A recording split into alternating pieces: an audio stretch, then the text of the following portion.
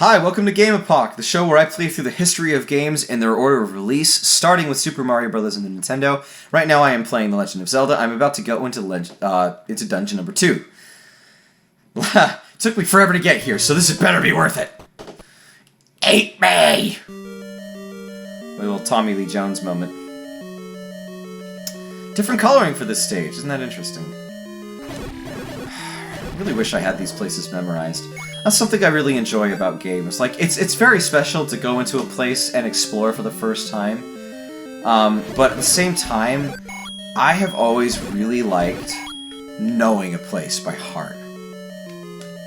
I'm not sure why exactly, but I love being able to just go into a place and know where I am, to know where everything is, and just be able to wander through everywhere and just grab exactly what I want and what I need and just kind of get through it, you know? I enjoy that a lot.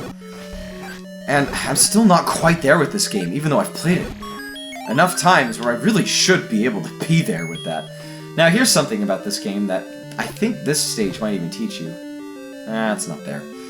But, I don't know if there are any walls in this one, but most walls that you can bomb through don't indicate as such. So you will actually need to experiment with walls. Especially if you're getting stuck in a dungeon, you're like, I'm not sure what's going on, or I don't know why I'm not seeing anything over there, and so you'll just start bombing walls until you find something. And for example, there's one right there. Probably didn't need to do that, but hey, now I've got the map, and I can see, okay, this is this stage. Got it. I can actually keep bombing straight up through all of these. I know that just because I know this stage. But I'm not going to do that. I'm going to save my bombs, because they're a somewhat precious commodity. I don't know why killing that specific enemy killed all those guys, but hey, it's just what happens. Yeah, I've already been here. Oh, I could just check my map to see. Okay. I actually don't remember what this stage is called, but I think it's Moon, because it certainly looks like the moon. It doesn't look like any enemy that I can think of. But normally, most of these are named after an animal of some kind.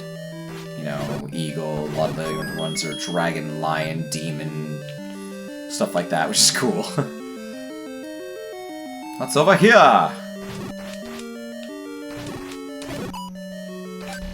Whoa. And look at that. 2 levels, and I've already gotten an upgraded boomerang to the magic boomerang. It's blue instead of yellow, and it just goes twice as far. That's really the only difference. Maybe it actually hurts enemies a little bit more. Don't quote me on that. I don't know. I love this enemy. It doesn't make any sense. It's just wandering fireballs, but it's just so satisfying to kill because you just take off chunks of it from time to time. It's great. I love that thing. Can't remember what it's called. Doesn't matter. Still fun to kill.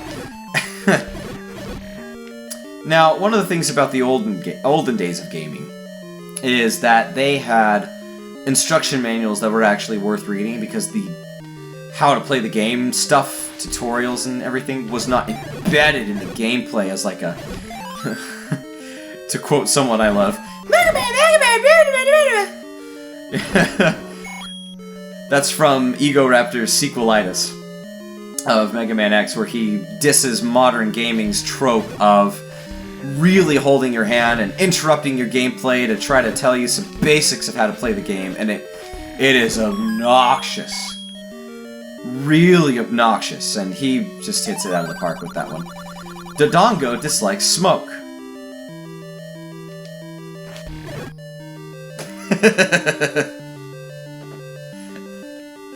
Yes, see what I think of that.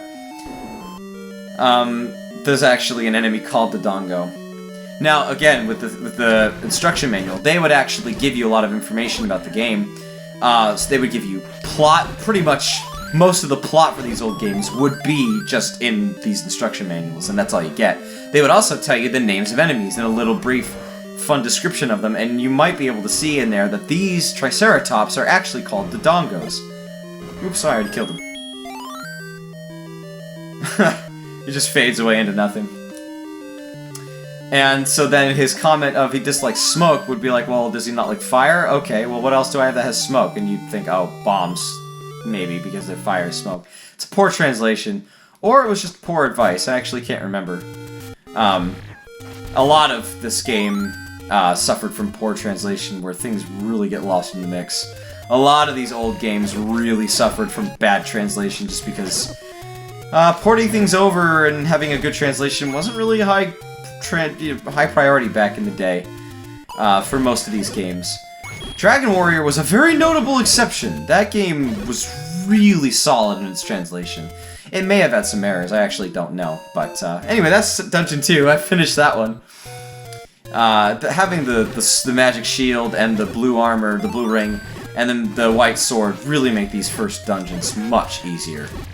You could take a hit and it almost doesn't even phase you, you know? Oh, I gotta head far to the southwest. So the third dungeon is actually right by the home area, next to where I can buy the potions. I don't need to buy potions right now, so I'm not gonna bother. I think, since I'm kind of going down that area anyway, I think I'll go ahead and buy the meat, just to get it out of the way. At the store where I bought the blue ring, you can buy meat for 60, which is cheaper than like the 90 or 100 you could buy it elsewhere. This is another store that's just kind of basic prices, I don't care enough. This is the problem with talking and playing at the same time, is you lose track of what you were talking about very easily. That's the fairy fountain, okay. I remembered that. Good. I remembered it from the time I got lost like crazy.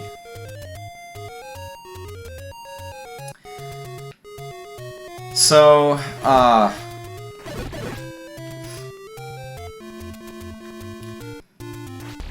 and that's the problem, when these games are designed to give you hints through text, when the hints aren't actually good, which some of them, even in the original Japanese, some of the hints weren't actually all that great.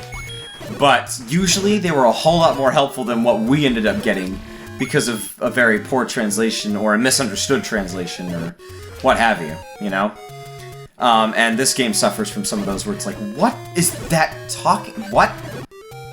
And the smoke one is a little bit misleading. The really bad one is the stuff with the, I don't even remember what they're called. Something, the Paul's voice, and they don't like sound.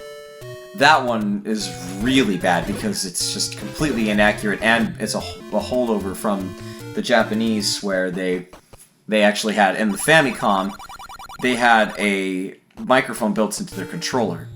A controller which, by the way, was permanently attached to their system, at least in the original versions. I don't know if the top-loader version was like that, but anyway, they had a microphone built into their controllers, and this game actually used that. A couple different places. Now I'm gonna buy the meat, since I'm here.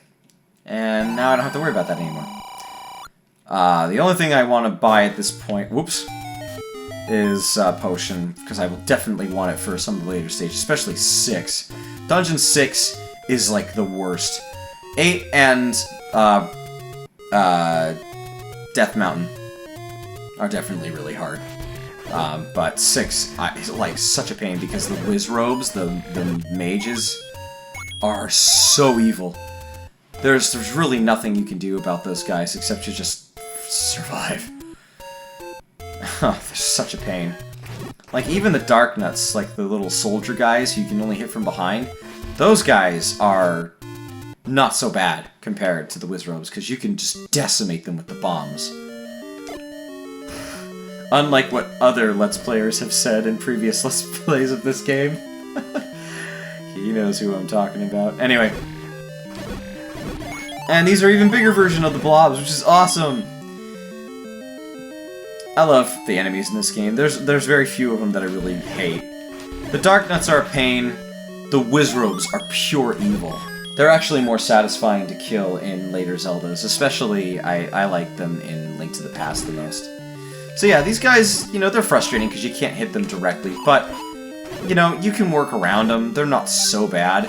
It's the freaking Wizrobes that you gotta really be careful of.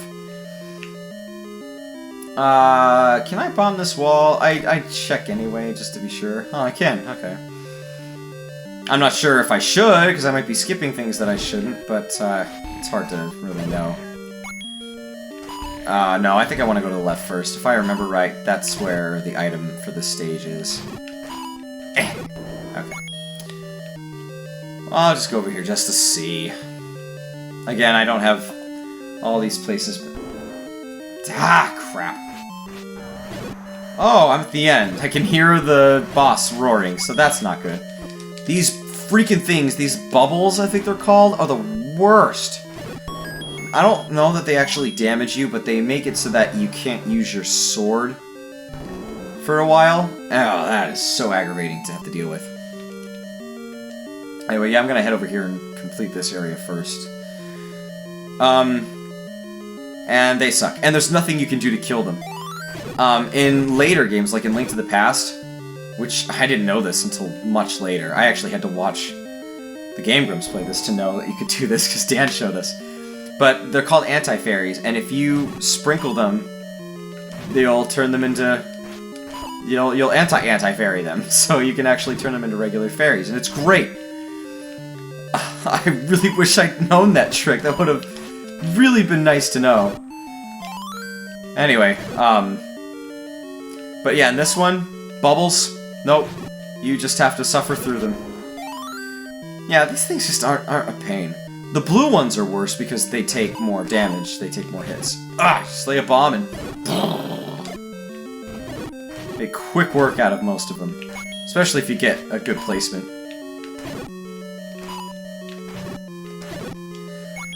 Sorry if I concentrate a little bit when I'm fighting these guys, I just want to make sure I put myself in clever positions. Yeah, not so bad. And now I'm gonna get the item. Woohoo! What is it? The raft. Okay. There's a bridge and a raft. They're both useful for different reasons. Check out his derpy freaking face when he picks this up. Oh, no, not this one. That one, he's just like, da-da-da-da, and he does his typical expression where he holds both hands up and he holds it in the air. He actually looked like he was touching that one, so that one's not quite as awkward as the later games where it's just floating. And it's like, how are you doing that? But the one where he's doing it one-handed, it looks hilarious, and I gotta point that out when we get there. Anyway, I'm gonna go ahead and pause this and continue this stage in the next episode. So thanks for checking into GamePoch. I'm MystikDan signing out. See you in the next one. Bye!